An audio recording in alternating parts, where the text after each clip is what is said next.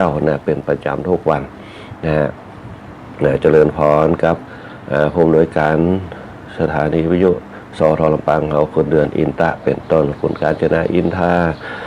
ฝ่ายรายการคุณเอลชุริการเราใช้คุณก้อยอัชราพรป้องจันทร์คุณบรรหารสุยะเป็นต้นฝ่ายรายการเปิ้นที่คอยอุปถัมภ์ดูแลพระสงฆ์องค์เจ้าที่เปิ้นมาออกอากาศให้ครับคณะสถาญาติโยมหลายได้ยินเสียงกันในช่วงธรรมะยามเจ้าแล้วก็เจริญพรขอบคุณครับหัวหน้าฝ่ายช่างโดยที่มาควบคุมภาพควบคุมเสียงให้กับหมู่เฮาทั้งหลายได้ยินได้ฟังกันในช่วงธรรมะยามเจ้าวันนี้เขาได้หัวหน้าประสานทีมทองควบคุมภาพควบคุมเสียงแล้วก็มีคนแหลมเพชรนันตาแสงคุณภูพิงพงศิริแสนแล้วก็ช่างต่อว่าที่ลอยตีอาทิตย์วรรณวารีเป็นต้นที่ได้มาบนท้องว่าควบคุมภาพควบคุมเสียงให้กับหมู่เฮาทั้งหลายได้ฟังกันได้เห็นหน้าค่าตากันในช่วงธรรมะยามเจ้าอันนี้ก็เป็นทีมงานทั้งสทลำปางของเฮาอีกด้านหนึ่งก็จากคณะสถาญาติโยมสาธุชนทุกคนทุกท่านที่ติดตามรับฟังรายการธรรมะยามเจ้าอยู่ที่ผ่านมาในช่วงนี้ก็ทุกคนทุกท่านก็เตรียมตัวเตรียมใจการหับกับอากาศร้อนๆอากาศร้อนๆเบิดหนาวเบิดร้อนเบิดฝนตกระมัดระวังสุขภาพร่างกายตัวโดยเฉพาะผู้สูงอายุทั้งหลายต้องระมัดระวังในเรื่องของอากาศร้อนอากาศเย็นอันนี้ก็คือตัวบั่นทอนกำลังของเขาอันนี้เป็นต้นเดี๋ยวก็หนาวเดี๋ยวก็เป็นวัดเดี๋ยวก็คัดจมูกของอันนี้ก็เตรียมสุขภาพร่างกายให้ดีก็เป็นบรรยากาศอย่างหนึ่งในช่วงธรรมะยามเจ้าอากาศร้อนๆอากาศเย็นๆก็จะเป็นวัดคัดจมูกกันเจ็บหลังเจ็บเอวเป็นสภาพของสังขารร่างกายที่เขาจะต้องต่อสู้กันแต่สิ่งที่สำคัญที่สุดคณะสถาญาติโยมทั้งหลายคนเฮาถ้าเปิ้นเฮาว่าฝึกตัวไหนให้มันเบาสบายได้ให้มันสะอาดได้ให้มันโล่งอกโล่งใจได้ตีนั่นก็อย่างเฮาสบายเฮาสบายใจกันเป็นต้นอันนี้คือสภาวะอย่างหนึ่งที่เขาจะต้องต่อสู้กันในเรื่องของสภาพอากาศคนเฮาสภาพอากาศภายนอกสภาพอากาศภายนอกเมื่อสภาพอากาศภายนอกเขาปรับปรุงเขาสามารถปรับเปลี่ยนได้ที่สำคัญที่สุดอันหนึ่งก็คือสภาพอากาศภายในสภาวะภายในเขาจะต้องหาวิธีการเพื่อหาวิธีการหรือว่าหลักการในการดำเนินชีวิตเพื่อให้เกิดภูมิต้านทานเพื่อให้เกิดพลังในการขับเคลื่อนร่างกายเขาให้มันต่อสู้กับสภาพการดิ้นรนของเขาไปได้คือข้อคิดแนวทางหรือว่าสายทางที่เขาจะต้องสร้างกันไปอย่างเช่นทุกวันเขาจะไม่ทำมานี่แหละที่ยังถึงต้องใจทำมาละเพราะทำมาก็คือแนวทางหรือว่าเป็นว่าวิถีชีวิตที่เขาจะต้องนำออกมาเป็นอาหารสติเขาเหมือนเขาจะเดินไปไหนปุ๊บเป็นบอกว่าจะต้องระมัดระวังเดินไปในที่มืดก็ต้องระมัดระวังเดินทางชีวิตก็ต้องระมัดระวังการระมัดระวังตรงนั้นเขาจะใจหลักการตรงไหนที่มาพิจารณาก็คือหลักการแห่งหัวข้อธรรมชาติทั้งหลายนี่แหละอย่างเช่นเจออากาศร้อนเขาจะอยากจะได้ให้มันอากาศร้อนก็ต้องมีเหงื่อออกสร้างความรำคาญขึ้นมามันร้อนที่เขาอยู่ได้เพราะอย่างเพราะความอดทนอดทนต่อความร้อนบางคนอดทนบ่ได้ปุ๊บก็เปิดพัดลมบางคนก็เปิดพัดลมอดทนบ่ไหวก็เปิดแอร์อันไหนดีสบายที่สุดแอร์สบายที่สุดแต่เขาพัฒนาไปถึงแอร์ละจะพัดลมเป็นแอร์บางคนอยู่กับแอร์บ่ได้อยู่กับพัดลมบ่ได้อยู่กับธรรมชาติบางคนก็ชอบอากาศร้อนพอชอบอากาศร้อนเนี่ยสภาพอากาศร้อนบางคนชอบ สิ่งที่เขาชอบนั่นแหละนะเป็นห้องว่าเป็นทุกข์แล้วก็เป็นสุขกับเวทนาความจริงอากาศมันร้อนมันเป็นทุกข์นะแต่เขาชอบเนี่ยมันเลยเป็นสุขเพราะฉะนั้นเนี่ยธรรมะเนี่ยเพิ่นบอกว่าวิธีการที่เนี่ยเขาเนี่ยชอบกับสิ่งเหล่านั้นนะชอบกับสิ่งเหล่านั้นหรือว่าเป็นห้องว่ามีความสุขที่เข้ากับมันได้นะบางคนก็ชอบอากาศร้อนบางคนก็ชอบอากาศเย็นบางคนก็ชอบฝนนะเป็นต้นความชอบเรานั่นแหละเนี่ยมันยังให้เขาเกิดความสุขความชอบเนี่ยให้เกิดเวทนาเนี่ยก็คือตัวเพิ่นเฮาว่าอยากให้เกิดความสุขแล้วก็ความทุกข์ขึ้นได้เนี่ยแต่สิ่งต่างๆขึ้นอยู่กับการเปลี่ยนแปลงการแปรผันว่าถ้าเกิดมันวันใดวันหนึ่งปุ๊บมันชอบแล้วปุ๊บมันก็เปลี่ยนมาเป็นบ่ชอบก็มันเป็นความทุกข์นั่นแหละพระพุทธเจ้าเพิ่นจึงบอกว่าคำว่าสุขเวทนาทุกขเวทนามันเป็นของกูกันเพราะฉะนั้นเขาจะต้องยินดีกับสิ่งที่มันเกิดขึ้นยินดีกับความทุกข์ยินดีกับความสุขเราบางคนบอกว่ายินดีความ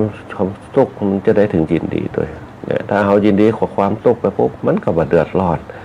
มันก็บ่ต้องไปเศร้าใจมันก็ต้องไปบ่ทุกข์ร้อนมันเขาว่าเวทนาคือความเร่าร้อนแต่เขาจุดประกายมันร้อนขึ้นมาเห็นมันก็ทุกข์หนักขึ้นมาใหญ่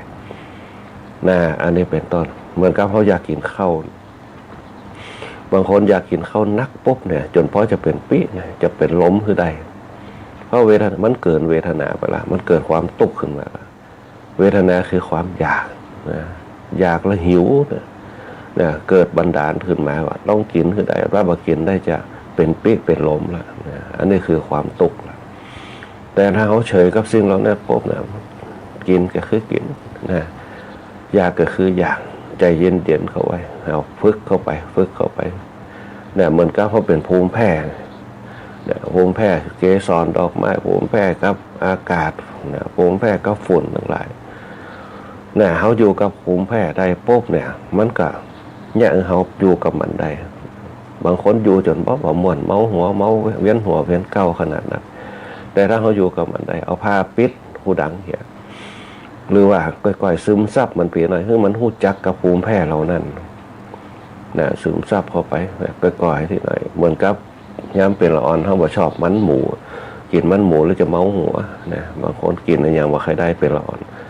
พอใหญ่ขึ้นมาแล้วกินได้นะมันเปลี่ยนแปลงไปคำว่าภูมิแพ้เนี่ยถ้าเขาบ่ไปจับจดกับมันปุ๊บเนี่ยมันก็สิ่งเหล่านั้นเนี่ยมันหายไปแต่เขาถ้าเป็นภูมิแพ้เขาแพ้ไปติ๊กๆปุ๊บมันก็อยู่บ่ได้บางคนเกสรว่าทราบกินดอกไหนบ่ได้นะเวียนหัวเวียนเก้าล้มขึ้นเบื้องสูงลงไปสู่เบื้องต่ำแต่ตรงนี้แหละเปิ้นบอกว่าวิธีการฝึกก็คือ1ฝึกลมหายใจของเราได้ลมหายใจตรงนี้เป็นเรื่องสำคัญที่สุดแล้วก็ปอดเป็นหม้อกรองอากาศที่ดีสุดแล้วก็หัวใจเนี่ยเป็นสิ่งที่รองรับอากาศอารมณ์ที่เข้ามาสู่ปอดนะแล้วก็ผ่านเข้ามาหัวใจเรานะตรงเนี้ยคณะสัตยาธิโยมหลายในที่สุดพวกเนี่ยเขาก็อยู่กับมันได้ธรรมชาติตรงนั้นเนี่ยพระพุทธเจ้าจึงเตือนเขาจึงบอกว่าสิ่งต่างๆเนี่ยมันมีเป็นเรื่องเฉพาะตัวของมันอยู่แล้วแต่ถ้าเขาอยู่กับมันได้ปุ๊บเนี่ยมันก็แยกให้สิ่งเหล่านั้นเป็นธรรมดานะเป็นเรื่องธรรมดานะเพราะฉะนั้นเนี่ยบ่มีความทุกข์บ่มีความสุขนักเกินไปหรือว่าน้อยเกินไปทุกอย่างมีเสมือนกันหมดเท่าเดียวกันขึ้นอยู่เขาจะหับน้ำหนักตัวไหนเข้าไว้ตาอันเนี่ยโดยเฉพาะความทุกข์กับความสุขสิ่งที่อยู่ระหว่างความทุกข์กับความสุขนั่นนะก็คือปัญญาปัญญาเขาที่เขาจะเลือกเอาว่าเขาจะเอาตรงไหนอย่างปัญหาในการดำเนินชีวิตเขาแต่ละวันเนี่ยถ้าคนมีปัญญาปุ๊บก็ใจเย็นๆใจจุ่มคิดเอามันนักหนาสาหัสปุ๊บเนี่ยเขาก็ก่อยแก้ไปมันเกิดมาจากตรงไหนเขาต้องแก้ตรงไหนปัญหาเรื่องเงินเรื่องทองครับนะมันเป็นไปบ่ได้ว่าเขาจะหากำเดียวของมันได้มันเป็นไปบ่ได้ว่าที่เขาจะต้องใช้วิชาชีพที่มันบักเกิดประโยชน์เป็นการทุจริตหามาได้นะตรงนี้เป็นต้นแล้วเขาก่อยๆเข้าไปแล้วก็เขาต้องมีระยะเวลาในการกำหนดบนห้องว่าการวางแผนชีวิตนะในสมัยตะกอนนะคนเฒ่าคนแก่เขานะคณะสัตยาธิโยมหลายเพิ่นมีการวางแผนครอบครัว นะวางแผนในเรื่องการมีลูกนะวางแผนในเรื่องการดูแลลูกนะดูแลอนาคตต่างๆเนี่ยเพิ่นจะมีการวางแผนในยุคสมัยปัจจุบันเนี่ยวงการศึกษาวงการข้าราชการเพิ่นจะห้องว่าการวางแผนชีวิตนะที่เพิ่นห้องหลักการนะดอมิ่งเนี่ยอย่างต่างๆนี่แหละนะภาษาอังกฤษว่าใครถูกตัวใดเพิ่นห้องว่าแผน PDCA นี่แหละนะเพิ่นมีการวางแผนชีวิตของเราเก่าว่าเขาจะได้กับเป้าหมายชีวิตของเขาในการดำเนินชีวิตเขาต้องการมีความสุขนะเขาก็ต้องเริ่มตั้งแต่วันนี้เป็นต้นไปว่าสิ่งต่างๆที่มันเป็นปัญหาที่มันเป็นความทุกข์เขาจะต้องแก้ได้อย่างแก้โดยปัญญาปัญหาคือสภาวะทุกข์นะปัญญาคือสภาวะสุขเนี่ยเปิดห้องวิธีการแก้ทุกอย่างมีการแก้ด้วยปัญญาของเขาแต่เหมือนกับเขาตื่นเจ้ามาปุ๊บเนี่ยปัญหาของเขาคืออย่างคือต้องตื่นถ้าบ่ตื่นเกิดปัญหาเนี่ยปัญหาเนี่ยนะบ่ตื่นตลอดชีวิตกับเกิดปัญหาเมื่อ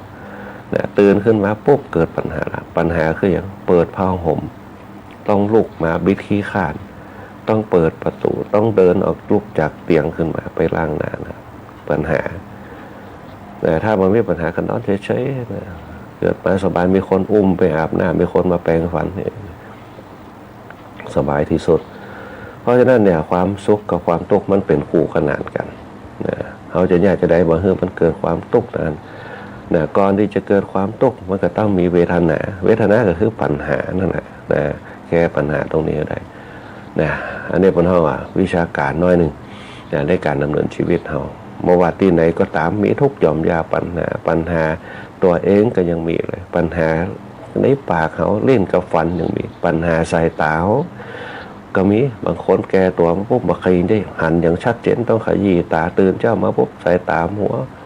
เอาน้ำล้างหน้ากระตากระใสขึ้นมานะฮะบ่เหมือนย้ำนุ่มก็เป็นปัญหาเหมือนกันแต่เขาไม่ได้คิดถึงปัญหาฟันปากก็เหม็นถ้ามาซักเสื้อซักผ้าเสื้อก็เหม็นนะถ้ามาอาบน้ำก็เหม็นขี้ไข่พ่อแม่ก็ต้องมาใจไปอาบน้ำล้างหน้าอย่างต่างๆปัญหาบ่มีสตังค์กับแบมือขอปัญหาบ่ได้เห็นหนังสือพ่อแม่ก็สอนเนี่ยมันต้องได้คิดอย่างสุดอย่างพอใหญ่ขึ้นมาปุ๊บเนี่ยปัญหานักที่สุดก็คือปัญหาคู่ครอง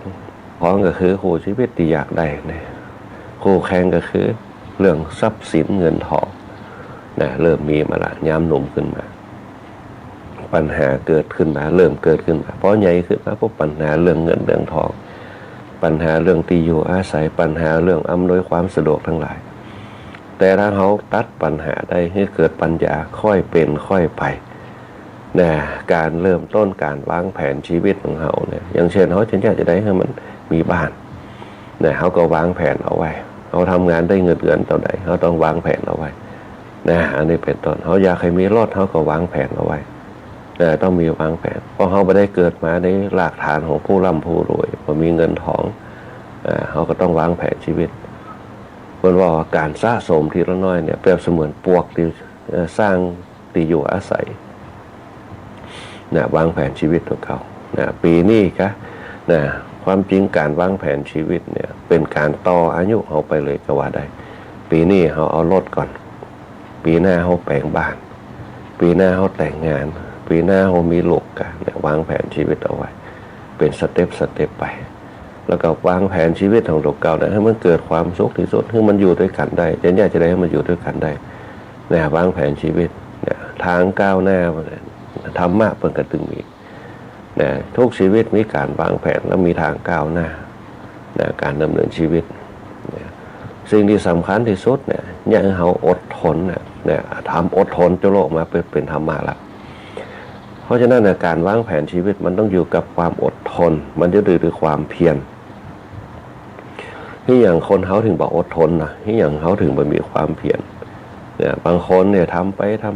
ทำมาได้เป็น20 ปีแล้วงานนี่ชักจะเบื่อเพราะความอดทนเขามีบ่สิ้นสุดเขามีบ่สุดความเพียรเขามีบ่สุดเริ่มจะเบื่องานเพราะเปลี่ยนงานปุ๊บเนี่ยเหมือนกับเริ่มใหม่ทั้งที่งานเก่าที่เขาทำอยู่มันเป็นห้องความช่ำชองมันมี มีอย่างเดียวคือการพัฒนาคือความเพียรพัฒนามันดีขึ้นมาจะได้บางคนเปิดร้านกับข้าวปุ๊บเนี่ยเขาจะเปิดกับข้าวอย่างเดียวบ่ได้เขาต้องมีหลายๆอย่างแต่มีหลายๆอย่างปุ๊บเนี่ยต้องพัฒนาคือมันหลับมันอ่านกินแล้วปุ๊บเนี่ยพวกมันกินกับปุ๊บมันจืดอกจืดใจเขาใส่ปากไปแล้วปุ๊บมันล้ำหาดีเหมือนกับอาหารบางร้านที่เปิดมีอยู่เนี่ยพัฒนาขึ้นไปเขาบอกต้องไปแตกแยกออกมาเปลี่ยนจากนั้นไปมีญาติโยมหลายๆคนที่เขามาถามผมเปลี่ยนงานตรงนี้ดีก็ผมเปลี่ยนงานตรงนั้นเป็นของเขาดีที่สุดเพียงแต่การพัฒนาเพราะเขาทำมาด้วยความอดทนแต่เขายังขาดวิริยะความภาคเพียรนะเขาขาดความภาคเพียรคนเครื่องแห่งความสำเร็จแห่งเป้าหมายในชีวิตพระพุทธเจ้าสอน1ฉันทะ2วิริยะ3จิตตะ4วิมังสาคุณเครื่องความสำเร็จเนี่ยโอ้ไปแล้วปุ๊บเนี่ยธรรมะของพระเจ้าแต่ละบทแต่ละคนลูกเนี่ยในสถานญาติโยมพระเจ้าบอกว่าเขาจะประสบความสำเร็จในชีวิตคุณต้องมีฉันทะมีความพึงพอใจในตัวเก่าความพึงพอใจในตัวเก่ามีอย่างพ้องมีศีลมีทานมีภาวนาฟังแล้วก็ใครหัวเราะใครหัวมอกศีลทานเขามีอยู่แล้วคนที่มีศีลมีทานเนี่ยคนห้องว่าจะชูธรรมะได้อย่างสุดโต่งไปถึงเป้าหมายเพราะศีลเนี่ยจะแยกเขาเนี่ยเก็บข้อคิดเอาไว้ใจในการดำเนินชีวิตคนที่มีศีลจะมีเป้าหมายมีการควบคุมเป้าหมายวิถีชีวิตของตัวเก่าได้ดีสังเกตว่าคนไหนที่มีศีลจะมีกิริยามารยาทเรียบร้อยเป็นคนที่มีความน่าเชื่อถือมีความที่มั่นใจนะฮะอันนี้แหละเป็นห้องเป็นทุนเป็นฐานอันที่สองคือมีตาโอ้เป็นคนที่ใจกว้างเป็นคนที่ยิ้มแย้มแจ่มใส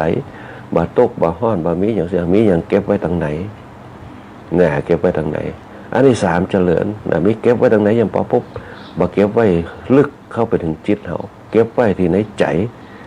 นะแล้วแก้ไขปัญหาของตัวเก่าด้วยใจเอาจิตเป็นตัวแก้ปัญหาตรงนั้นนั่นแหละเปิ่นมีศีลมีทานมีภาวนาอยู่ในตัวเพราะฉะนั้นทำไปขณะสถานญาติโยมถ้าเขาทำไปเนี่ยมันจะสั่งสมพลังจิตพลังคิดพลังธรรมขึ้นมาเนี่ยให้เกิดธรรมะมันเกิดอย่างที่บอกเอาไว้ตรงนี้แหละว่าเขาวางแผนชีวิตเขาเนี่ยบางคนก็บอกว่าโอ้ผมทำบุญมาขนาดนักแต่เขาทำบุญเนี่ยก็คือเขามีฐานอยู่แล้วแต่เขาขาดธรรมะเนี่ยพอธรรมะมันโดนนิวรณ์ห้าเข้ามาบดบังนิวรณ์ห้าคือความขี้เกียจทั้งหลายเนี่ยความเบื่อหน่ายทั้งหลายเข้ามาครอบงำเขาไปตกหลุมตรงนั้นตกหลุมนิวรณ์ห้าเนี่ยเป็นห้องนิวรณ์ห้าเนี่ยความคิดฟุ้งซ่านมาละนิวรณ์ห้าความคิดฟุ้งซ่านความลังเลสงสัยความเบื่อหน่ายเนี่ยความง่วงเหงาหานอนท้อแท้เนี่ยตัวเนี่ยมันจะเข้ามาหลุมเราลุมเล่าบางเตือนเนี่ยไปเนี่ยโอ้ไก่ละเนี่ยมาเหมือนหลายปีละใครไก่ใครซัวใครวางแต่ละบ่ได้อะลูกยังเหียนอยู่เนี่ยคือนิวรณ์ห้าเข้ามาครอบงำคือเบื่อหน่ายแต่บางคนปัจจัยจะบางคนทำไปนะเขาเคยชินครับชินตรงนี้ละ บางคนปุ๊บเนี่ยลูกจบมาเอาลูกมาทำงานแต่เหมือนกับเท่าแก่หลายล้านที่ได้ไปสนทนาทำกันพอลูกจบมาว่าบางคนจบวิศวะจบอย่างมาช่วยพ่อช่วยแม่ทำงานนั่นแหละมีหลักการในธรรมมากคนเราแก่ในยุคสมัยแต่ก่อนที่เพิ่นเปิดร้านที่เพิ่นมีชื่อเสียงโด่งดังขึ้นมาเนี่ยเพิ่นจะมีธรรมมากแต่เพิ่นบาคาในการทำบุญเพื่อเติมพลังอย่าให้มันกระตุ้นอย่าให้เกิดภาวนาบุญศีลบุญทานอย่าเกิดความเจริญเนี่ยคนศีลทานเนี่ยเกิดความเจริญตรงนั้นเนี่ยปิติมันเกิดเพราะปิติเกิดมันก็เริ่มขับเคลื่อนงานได้อย่างสบายทุกปีจะทำให้บับกับบรรพบุรุษทั้งหลายเจ้าตีเจ้าตางเจ้าบ้านเจ้าจองน่ะทำไปแต่ความจริงหลักการผู้มีอยู่แล้วหลักการในการทำงานคืออย่างหลักการคืออดทนความภาคเพียรมีเป็นฐานอยู่แล้วอันนี้ศีลมันจะมีจากศีลทานภาวนาข้อให้ศีลเนี่ยเป็นพลังภายในที่สะสมเอาไว้เพื่อจะเนี่ยให้เกิดปัญญาเบ่งบานนะศีลทานภาวนาเป็นข้อของศีลปุจจะมีคำว่าศีลธรรมข้อย่อยของศีลคือศีลทานภาวนาข้อย่อยของธรรมคืออย่างคือปัญญาเนี่ยที่เปิดให้มีศีลสมาธิปัญญาเนี่ยเกิดความคิดความอ่านการกระทำเนี่ยเขาคิดดีทำดีพูดดี ในการดำเนินชีวิตเขา นะ เพราะฉะนั้นเนี่ยแต่ละคนแต่ละท่านอาจจะไม่ได้คิดถึงธรรมะแต่มันอยู่ในขอบข่ายของธรรมะเขาจึงประสบความสำเร็จในการดำเนินชีวิตน้องพอเนี่ยลองเอาธรรมะไปวัดดูธรรมะตีเนี่ยคือเขาประสบความสำเร็จเนี่ย นะเป็นอย่างพ่องนะอันแรกก็คือเขาพึงพอใจในตัวเก่าความพึงพอใจในตัวเก่าคืออย่างพึงพอใจในฐานะการทำงานนะสังเกตพอไงคนที่ทำงานเนี่ยเป็นลูกจ้างเปิดทำงานโอ้โหกี่ปีจนพออายุจะพ้นเกษียณนะลองนับพอว่าการทำงานของเขาเนี่ยถึงเงินเดือนมันจะน้อยแต่ทำมาหาเก็บกับทำมาหากินเนี่ยเป็นคู่ขนานกันทำงานอะไรอย่างกระตามถ้ามันมีเงินระบบเนี่ยถ้าเขาหู้จักการกินการเก็บเนี่ยมันจะเป็นคนที่ร่ำรวยมันจะเป็นคนที่มั่งมีถ้าหู้จักแต่กินอย่างเดียวไม่เก็บก็นะใช้ใจในทางที่ไม่จำเป็นทางที่เนี่ยอันนี้คือลำบากนะอันนี้คือเขาต้องรู้วิธีการทำมาหากินทำมาหาเก็บเนี่ยนะเพราะฉะนั้นเนี่ยคนในยุคสมัยตะก่อนน่ะเปิ้นเก็บนักกว่ากินลองไปพอในการทำงานของเปิ้นนะอาตมาภาพไปจะว่าพอไปแล้วปุ๊บเป็นคนขี้จินะฮะบางคนทำงานห่อเข้าไปตัวในสมัยตะก่อนห่อเข้าไปเข้าเหี่ยปั้นหนึ่งนะปลาทูเหี่ยตัวหนึ่งจิ้นแดงเหี่ยอันหนึ่งกินเข้านะแต่ละวันบางคนในสมัยเดียวเขาหันว่าโอ้ยังกินอีแต่ว่าเนี่ยตายไปว่าจะได้กินยังเนี่ยกินมาเตอะเกิดมาถึงจานอันนี้แหละคือแรงขับเขื่อนแรงผลักดันตียุของเขามันจะมองถึงว่าเขาเป็นคนคิดจิกินล่ำไปของกินล่ำความจริงเนี่ยที่เขากินเนี่ยมันอาจจะเป็นสิ่งที่เนี่ยเขาสุขภาพดีก็ได้เนี่ยจิ้นปิ้งกะปิ้งซื้อจิ้นหมูมาปิ้งมาอย่างย่างปุ๊บในใส่เกลือใส่อย่างเงี้ยปิ้งไปกินมันจะมีความสุขมันจะเอาน้ำพริกแค่น้ำพริกขาไปตัวหาทำการทั้งมันกินปุ๊บก็แค่อิ่มเนี่ยคุณจะกินอย่างที่มันคือนั้นราคาเป็น4-5 พันมันก็ลงทีเดียวกันแต่ถามว่ากินเพื่ออะไรกินเพื่ออยู่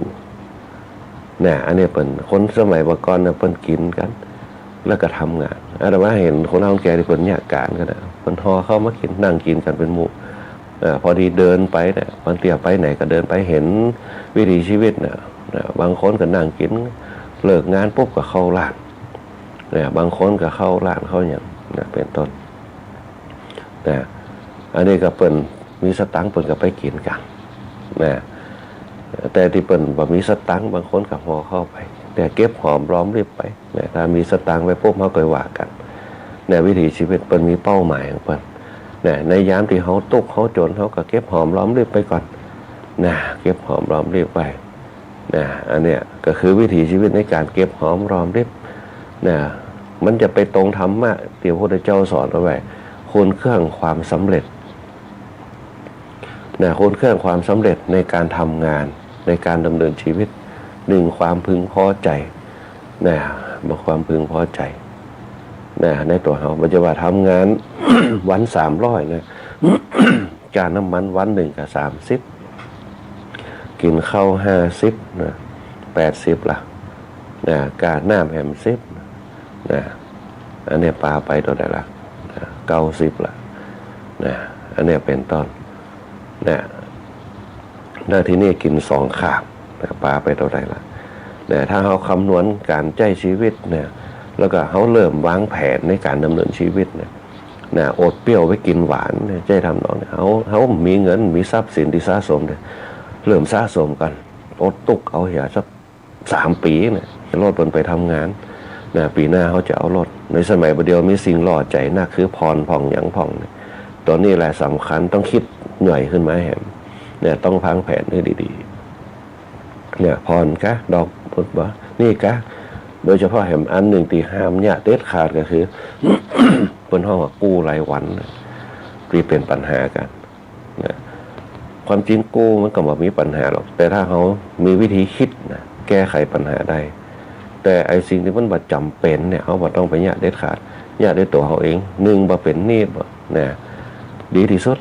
ทำด้วยตัวเขาก่อยสะสมไปที่น้อยวันนี้กินข้าวกับไข่ต้มจังมันวันนี้แหมบ้านกินข้าวกับปลาทู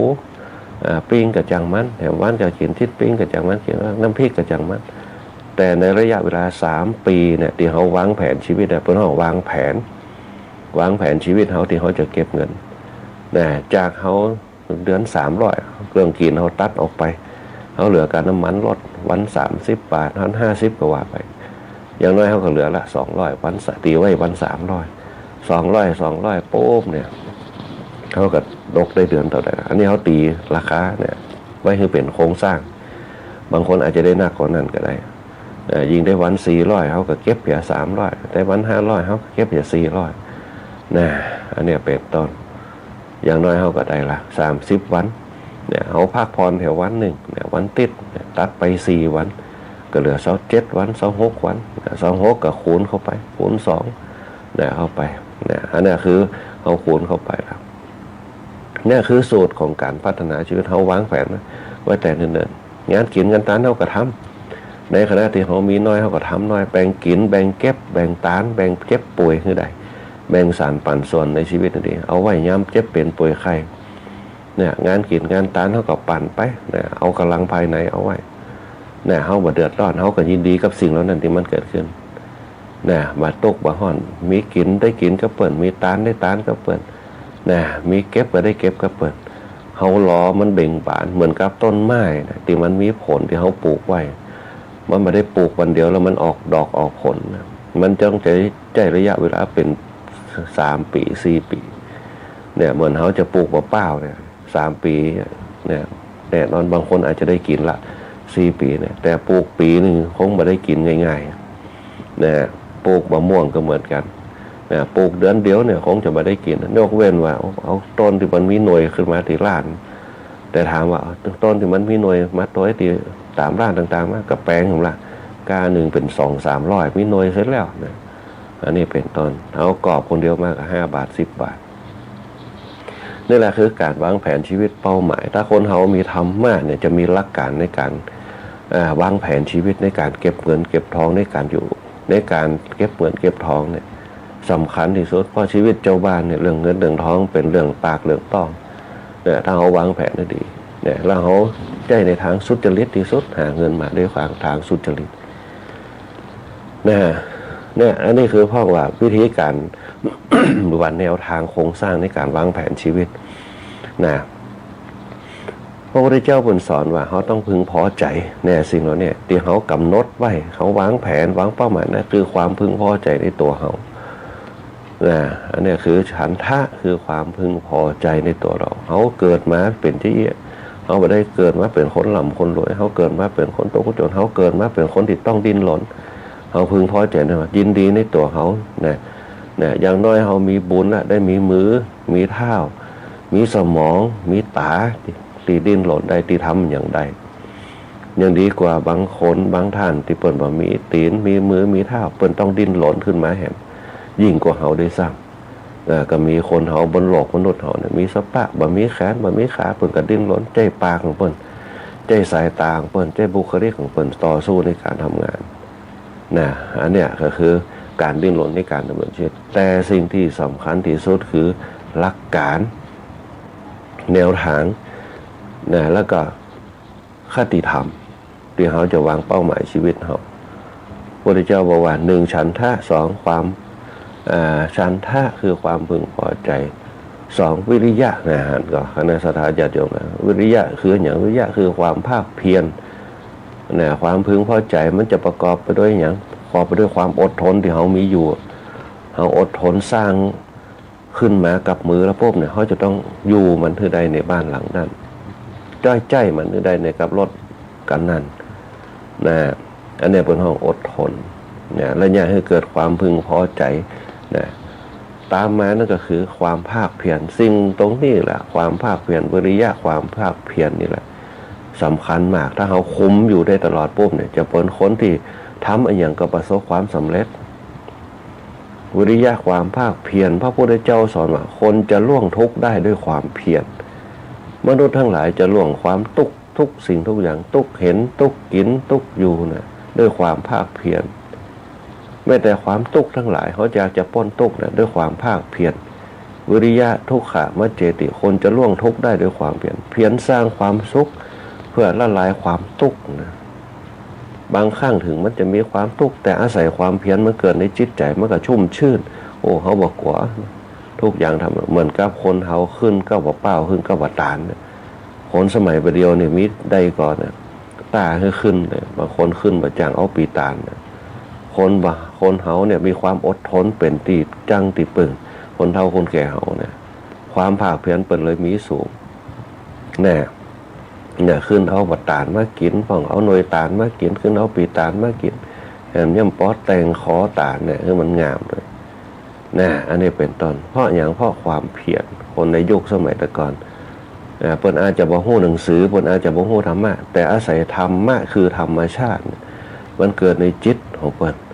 เนี่ยสังเกตแง่ของน้องแก่เขาเนี่ยพวกอายุดีรุ่นอาตมาภาพก็เหมือนเดียวกันขันตินี่มีแน่นอนลองย้อนกลับไปในอดีตโอ้เขาเป็นละอ่อนตกใบตกบอดจะกินขนมนี่ต้องไปหาสตังค์คนเดียวนะกว่าจะได้กินขนมเหมือนยุคปัจจุบันลูกหลานเขาเนาะโอ้ถึงเวลาปุ๊บพ่อแม่สมัยแต่ก่อนจะกินขนมล้ำๆเนี่ยต้องหาเงินคนเดียวเอาขวดไปขายห้องเอาพักไปขายห้องเนี่ยเอาเล็กเศษเล็กไปขายห้องเนี่ยได้ตังค์บาท2 บาทถึงจะได้กินขนมล้ำๆขนมสมัยแต่ก่อนเป็นขนมโกนะขนมโกห้องนะขนมเปิ้นห้องว่าทั่วเหลืองกวนห้องนะเขาเปิ้นห้องว่าเขาเกียบป่องเนี่ยบัดเดียวเนี่ยมันมีซับปากเนี่ยละอ่อนว่าต้องได้เดือดร้อนอยากกินยั้งปอแมวอยากกินยั้งปอแมว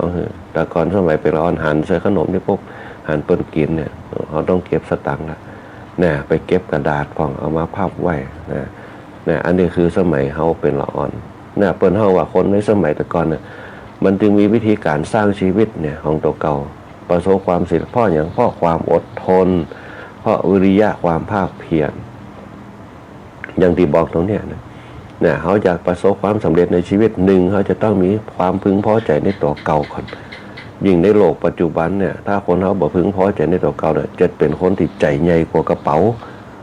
มีสตังค์ทำงานมาโป๊กเนี่ยใจใหญ่กว่าพังหัวเอาละกลางเดือนหมดลึงสิ้นเดือนตุกกันมาได้เงินมาปุ๊บต้นเดือนสังสรรค์นี่หากลางเดือนหมดลึง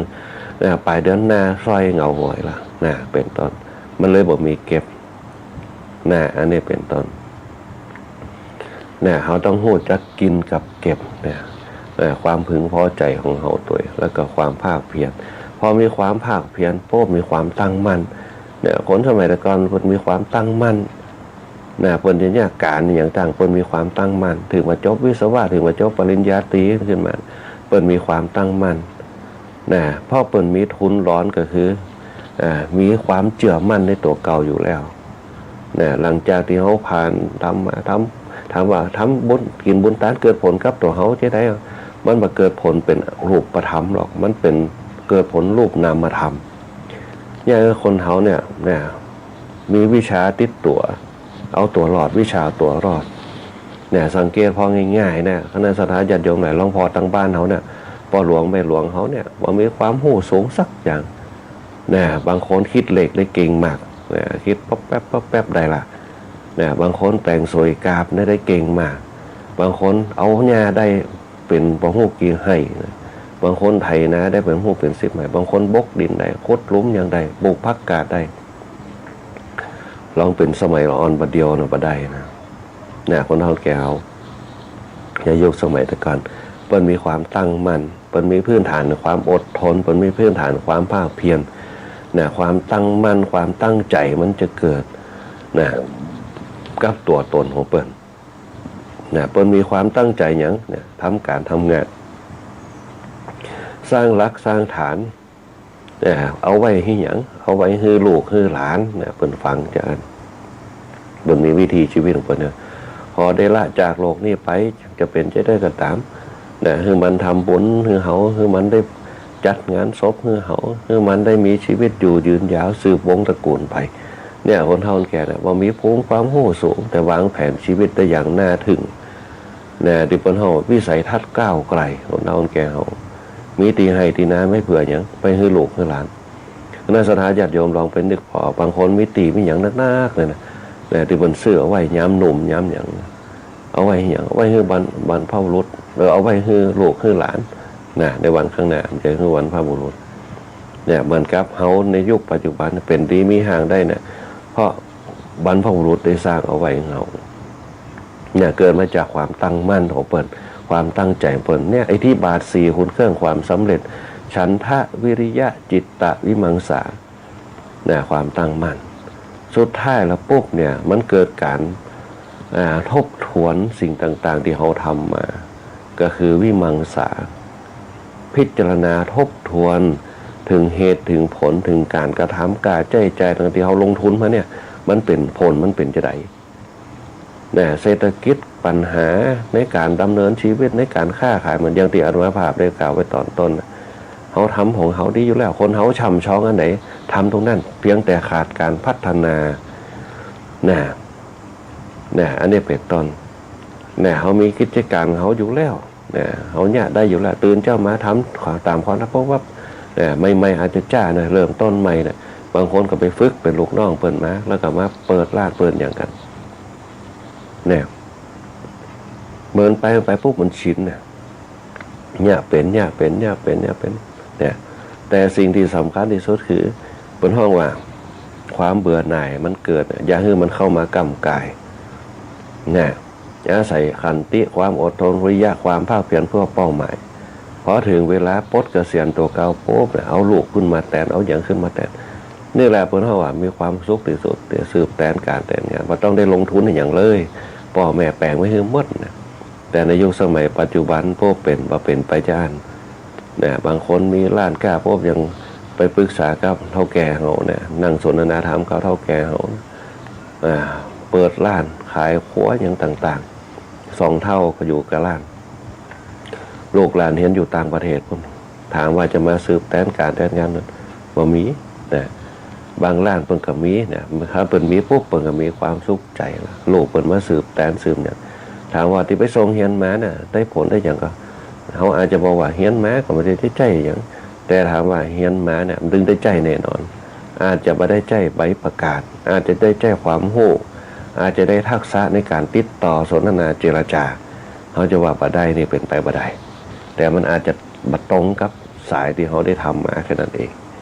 นะอันนี้เป็นต้นนี่แหละคุณเครื่องความสำเร็จในการดำเนินชีวิตตามหลักธรรมที่พระพุทธเจ้าได้สอนเอาไว้นะอันนี้คือด้านการดำเนินชีวิตคนเราในการดำเนินชีวิตคนเราก็เช่นเดียวกันถ้าเขาอยากประสบความสำเร็จในชีวิตอย่างมีความสุขเนี่ยถึงเขาจะบ่มีอย่างสักอย่างเขาจะมีแต่บ้านแต่จองแต่ครอบครัวอย่างแต่เขาบ่มีเงินทองหรูหราฟูฟ้าก็เปิดแต่เขาดำเนินชีวิตหนึ่งพึงพอใจในตัวเก่าในขณะที่เขาเป็นอยู่เนี่ยเขาสร้างพลังภายในให้มันดีพลังภายในมันดีปุ๊บมันขาวสะอาดบริสุทธิ์อย่างภายในเขาเนี่ยเขาสร้าง1ลมหายใจ2จิตของเขาอยู่สุขสบายเนี่ยโรคภัยไข้เจ็บก็มาเบียดเบียนเนี่ยเพราะอย่างเพราะเขามีความสุขที่มันเกิดจากปีติเนี่ยเป็นเรื่องสำคัญที่สุดคนเราถ้ามันมีความสุขในการเจริญสติเนี่ยยังให้เกิดนะปีติเนี่ยมันมีความสุขปีติถ้าเป็นวิทยาศาสตร์เป็นนักวิทยาศาสตร์เป็นว่าเอโดฟินสารเอโดฟินสารแห่งความสุขเนี่ยถ้ามันมีนักขึ้นปุ๊บนอนก็เป็นสุขตื่นก็เป็นสุขไปไหนก็เป็นสุขเพราะปีติสุขมันเกิดเนี่ยเหมือนกับทุกท่านได้สร้างบุญสร้างกุศลเนี่ย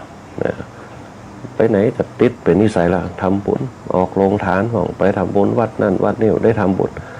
อย่างน้อยก็คือ1ได้เตรียมตัวยังให้เกิดความสุขคือการแต่งกายเนี่ยเตรียมใจเนี่ยที่เราเดินทางไปเตรียมตัวเตรียมกายไปพังพร้อมไปทำปุ๊บกลับมาอาจจะเหนื่อย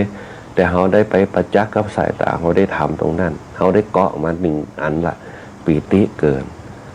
นะเราอาจจะมาหู้ตัวว่าปีติมันเกิดขึ้นไหนปีติมันเกิดคือเราได้ไปเราได้ร่วมเนี่ยแต่พระพุทธเจ้าได้สอนเอาไว้เป้าหมายแห่งการไปร่วมทำบุญเขาจะได้อย่างกลับมาได้สุขะสังคัสสะสามัคคีความสามัคคีของหมู่คณะทำให้เกิดความสุขความสามัคคีของหมู่คณะทำให้ชนะทิฏฐิที่มีอยู่ในตัวเองคือการปล่อยวางนั่นแหละ คณะสัตยาญาติโยมนะธรรมะพื้นฐานเป็นตัวแก้ของวัดที่เขาไปปุ๊บลูกหลานเขาอาจจะบอกว่าไปอย่างพระล่ำพระเหลือหนทางระวังรถระวังละก็แม่นอยู่แต่ถ้าเขามีสติแล้วปุ๊บเนี่ยมันจะบรรยายให้เกิดปัญหาไปไหนปุ๊บต้องระมัดระวังมีสติอยู่ตลอดเวลายิ่งเขาอายุนักเขาจะต้องมีสติเรื่องการควบคุมวิถีชีวิตเขาในการเดินทางในการกินในการอยู่ย้ำเป็นละอ่อนค้นนมเคยกินของเพชรของส้มได้พอแก่ตัวลงมาปุ๊บกินของเพชรของส้มบักใครได้เพราะฉะนั้นเนี่ยต้องระมัดระวังเนี่ยเขาหูตัวเขาว่าเขากินมาได้ปุ๊บเนี่ยต้องระมัดระวังยิงหน้าห้อนเนี่ยมันก็มีพักบางชนิดที่เป็นยาระบายของเปิดพักละนี่ต้องระมัดระวังบางคนมากพักละนะโป๊กกินหน้ากระยาหลุต้องได้นะหน้าห้อนต้องระมัดระวัง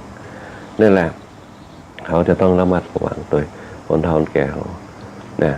สูตรแห่งความสำเร็จเนี่ยวันนี้ติอูไปเนี่ยก็คืออิทธิบาท4คุณเครื่องความสำเร็จเนี่ยเขามีเป้าหมายในการดำเนินชีวิตโดยสูตรคุณเครื่องความสำเร็จฉันทะวิริยะจิตตะวิมังสาเนี่ยว่าการงานใดๆก็ตามบอกว่าจะเป็นวิถีชีวิตที่อยู่ต่างบ้านเราที่เขาทำให้ทำนะจนถึงวิถีชีวิตในการเปิดร้านค้าต่างๆสูตรแห่งความสำเร็จตรงนี้แหละนะเป็นสูตรบนห้องสูตรสำเร็จเลยก็ว่าได้ในการดำเนินหนึ่งเขาพึงพอใจที่เขาทำบ่ต้องไปเบื่อหน่ายบ่ต้องไปท้อแท้บ่ต้องไปโอ้งานนั่นดีกว่าอยู่กับตัวเราอีกดีที่สุดเป็นแบบทุกวันนี่ดีที่สุดเนี่ยเขาบ่ต้องได้ทำอย่างนักแต่รับตาปุ๊บทำแป๊บเดียวก็เสร็จละเนี่ยคือความช่ำชองเนี่ยเหมือนกับเป็นตำรวจที่จะไปเป็นครูเนี่ยมันยากนะเป็นครูแล้วจะไปเป็นตำรวจไม่ยากเป็นครูแล้วจะไปเป็นทหารก็ยากเนี่ยเป็นทหารแล้วมาเป็นครูก็ยากนั่นแหละเขาเป็นเนี่ยป.ก้าเขาจะเป็นข้าราชการก็ยากเนี่ยเพราะฉะนั้นเนี่ยอยู่กับตัวเขาที่เขาเริ่มต้นว่าดีที่สุดเนี่ยเขาจะไปกึดสองจิตสองใจเนี่ยจับปลาสองมือลำบากเนี่ยดำเนินชีวิตเขาเพียงแต่เขาจะต้องพัฒนาเนี่ยทุกสิ่งทุกอย่างต้องมีการพัฒนาเนี่ยเหมือนกับบริษัทหนึ่งเนี่ยคณะสัตยาญาติโยมทั้งหลายแต่ก่อนเขาเคยหันบริษัทบนห้องบริษัทซิงเกอร์กับเป็นจะขายแต่จักเนี่ยถ้าจะขายแต่จักอย่างเดียวเนี่ยรับรองเป็นยุบแน่แต่เปิดขายเครื่องใช้ไฟฟ้าอย่างทุกชนิดเปิดกับเฟื่องฟูขึ้นมาได้เนี่ยเขาฟังเอามาเป็นแบบอย่างของเปิดเนี่ยเปิดขายของเครื่องใช้สักอย่างที่เป็นเนี่ยอันเนี้ยเป็นต้นเหมือนกับบริษัทเนี่ยซัมซุงในสมัยแต่ก่อนเนี่ยที่เขาได้ยินลัคกี้โกสตาร์เปิดกับลัคกี้โกสตาร์กับมาจาก LG เนี่ยว่าเป็น LG นะอันเนี้ยก็คือเอาเปิดมาพัฒนาเนี่ยเปิดมีเป้าหมายชีวิตอย่างเขาเนี่ยเขาขายหัวขายอย่างต่างบ้านเขาก็พัฒนาขึ้นไปนะพัฒนาขึ้นไปการดำเนินชีวิตเขาก็เช่นเดียวกันเขาก็พัฒนาขึ้นไปยกระดับขึ้นไปนะอันนี้เป็นต้นเนี่ยคือการพัฒนามันอยู่ตรงไหนการยกระดับคือวิมังสาเนี่ยชั้น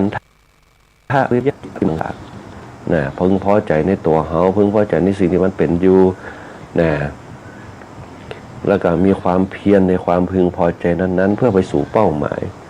เนี่ยความเพียรความภาคเพียรมาต้องย่อท่อมาต้องฮื้อสิ่งต่างๆเข้ามาครอบงำมาต้องฮื้อสติเขาลุดไปทางอื่นความภาคเพียรทำที่เขาเป็นเนี่ยทำเสร็จแล้วปุ๊บเนี่ย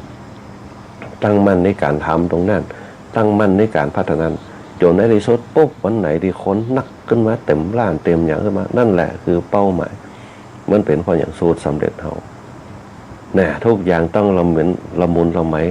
เนี่ยละเอียดอ่อนต้องพิถีพิถันเนี่ยเป็นโครงสร้างของวิริยะความภาคเพียรเนี่ยสิ่งที่สำคัญที่สุดคืออย่างหน้าห้อนปุ๊บเนี่ยไปเนี่ยบ้านเนี่ยปุ๊บเนี่ยต้องร่มเย็นเนี่ยร่มเย็นไปเนี่ยปุ๊บเข้าไปปุ๊บเหมือนกับเย็นสบายอันนี้เนี่ยบริการดีปุ๊บเนี่ยเป็นต้นเนี่ยเป็นเท่าวิริยะความภาคเพียรแล้วก็ความตั้ง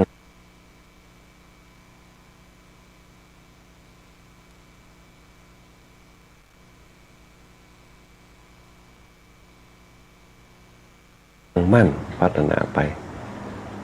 อันนี้เป็นต้น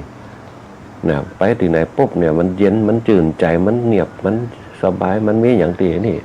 วันนี้ชีวิตเนี่ยมันยืนจากไปได้คณะสัตยาญาติเสียงอาจจะหายไปแล้วนะวันนี้คิดว่าคงสัญญาณคงจะดับไปหำหม้อขณะ นะอันนี้เป็นประจำนะในเรื่องคลื่นนะวูบวาบแผมละนะอันนี้บ่ฮู้เป็นอย่างนะอาการห้อนอาจจะมีคลื่นขึ้นมารบกวนนะคณะสัตยาติโยมทั้งหลาย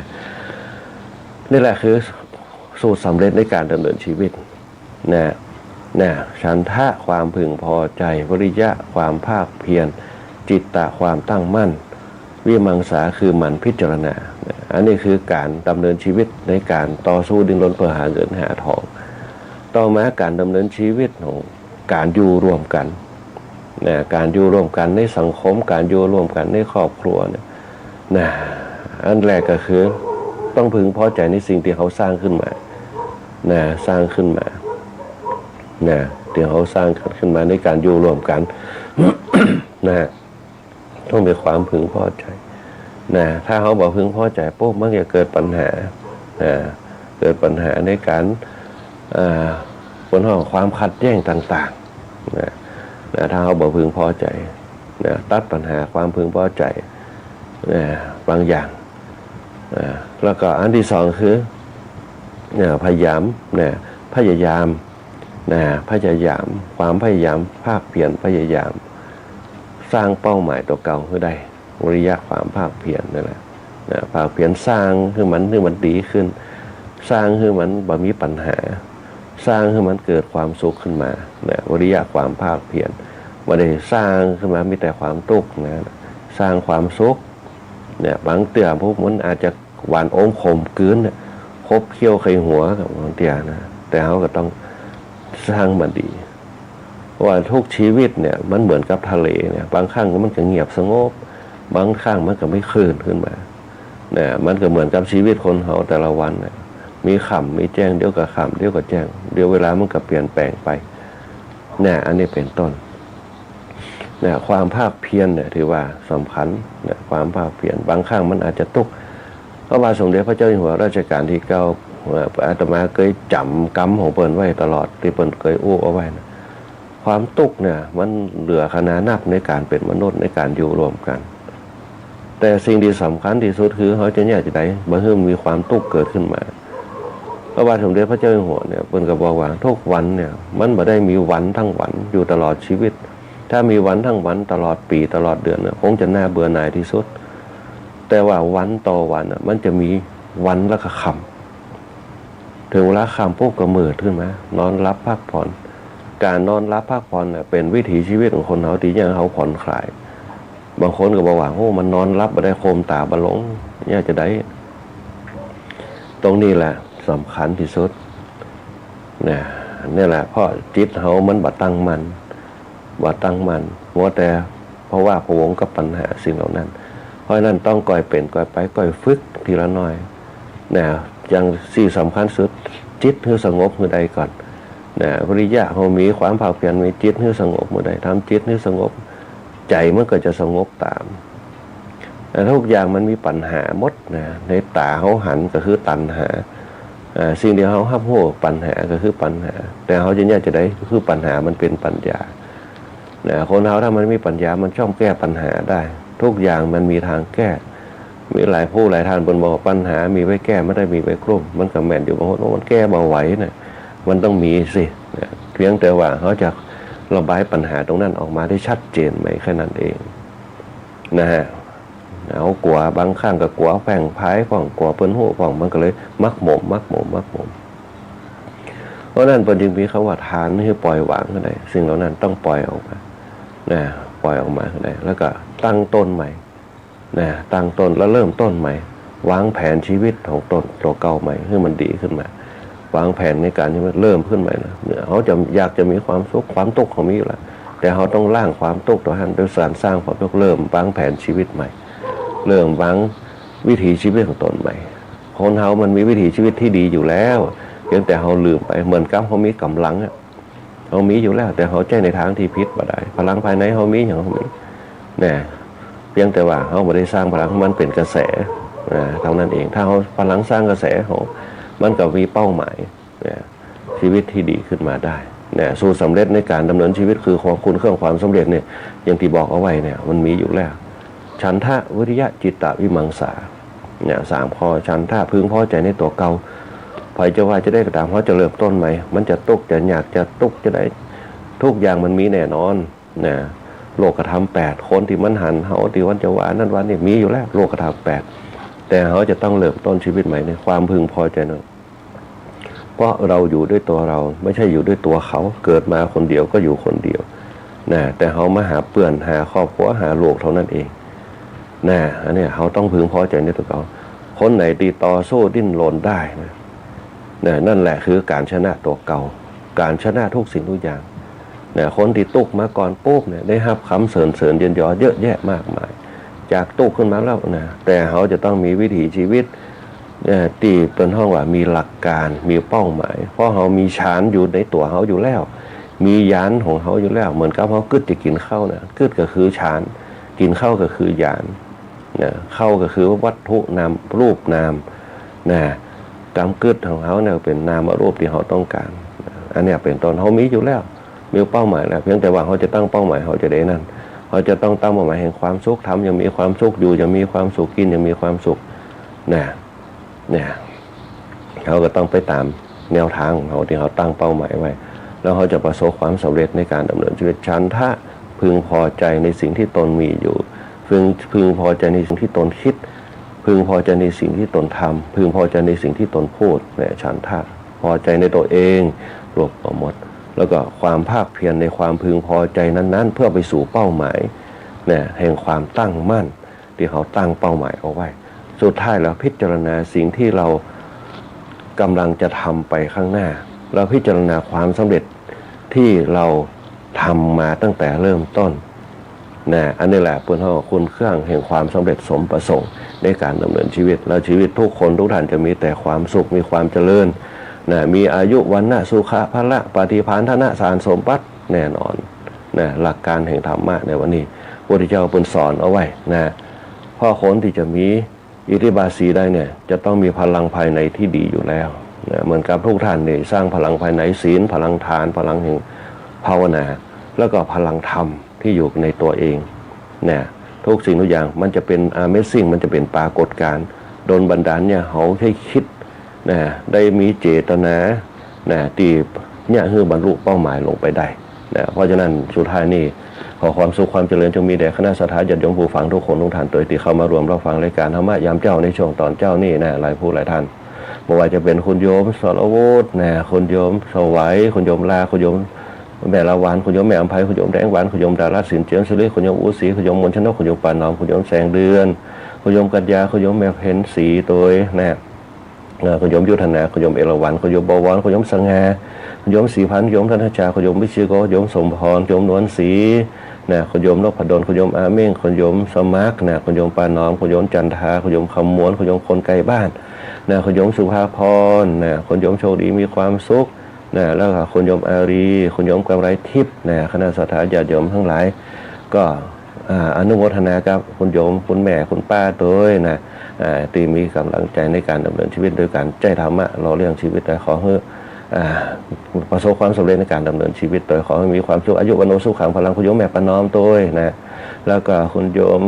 อาชลาพรตัวคุณโยมมะลิคุณโยมอารีคุณโยมชวีวันคุณโยมยุทธนาคุณโยมสุภาพรโยมคนไกลบ้านคุณโยมปานอมคุณโยมสมัครคุณโยมนพดลคุณโยมธนชาคุณโยมบุญเที่ยงคุณโยมบวรคุณโยมนาภสรคุณโยมอุศรีคุณโยมแสงเดือนคุณโยมปานอมคุณโยมแดงหวานคุณโยมมนชนกคุณโยมลาวันคุณโยมคำมวลตัวที่เข้ามาสร้างบารมีธรรมรวมกันขอบุญกุศลในการฟังธรรมจงบังเกิดมีให้กับคณะสัตยาญาติโยมทั้งหลายได้ดวงตาเห็นธรรม